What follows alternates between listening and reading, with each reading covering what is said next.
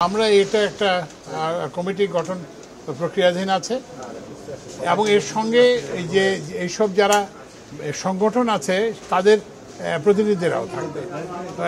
ইঞ্জিনিয়ারদের association, diploma ইঞ্জিনিয়ারদের association, অন্যান্য অ্যাসোসিয়েশন প্রতিনিধিরা থাকবেন।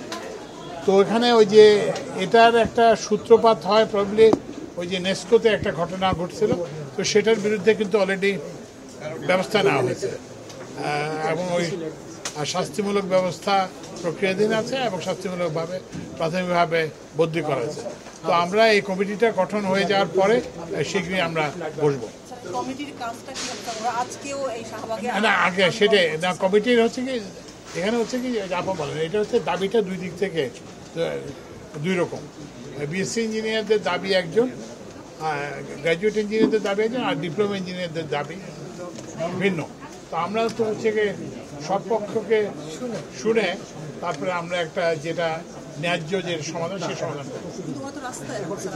রাস্তায় তো ওই জন্যই তো বললাম এই কথাটা যে বলতে রাজি হলাম, এটার কারণটাই হচ্ছে এটা, যাতে আপনারা ওরা দেখে এটা বুঝতে পারে যে এটা আমরা সমাধানের জন্য আমরা এই মানে কার্যকর পদক্ষেপ গ্রহণ করি। সময় দিয়েছে যে ওরা যমুনা ঘেরাওয়ের উদ্দেশ্যে না না সেটা এভাবে তো হয় না, মানে যে কোনো উল্টো হতে পারে।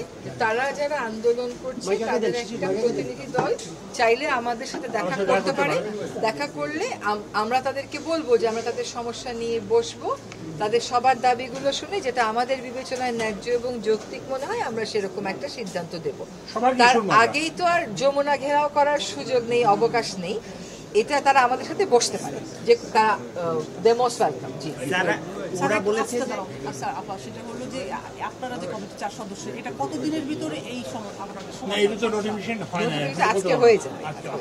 কিন্তু এখন আপনাদের বার্তাটা কি ওদের জন্য বার্তাটা হচ্ছে যে আপনারা এতে ফিরে যান, নিজ শিক্ষা প্রতিষ্ঠানে তারা যাতে ফিরে যায়। কারণ আমরা তো দেখতেছি সরকারের উপদেষ্টাদের নিয়ে একটা এবং তাদের প্রতিনিধিদের নিয়েও তো আমরা একটা কমিটি করতেছি। আমরা সব কিছু শুনে একটা সিদ্ধান্ত নেব। হ্যাঁ, এটা উপদেষ্টা 4 জন ছাড়াও এই যে যারা আছেন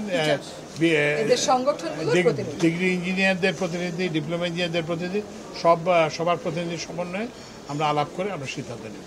তো সুতরাং তাদের তো এখন আর এখানে রাস্তায় অবস্থান করার কারণ নাই কিংবা অন্য কোথাও যাওয়ার কোনো প্রয়োজন নেই। না সমাধান শুনলে তো যত দ্রুত সম্ভব। আমরা আজকে নোটিফিকেশনটা হয়ে গেলে ইমিডিয়েটলি বসে পড়ব।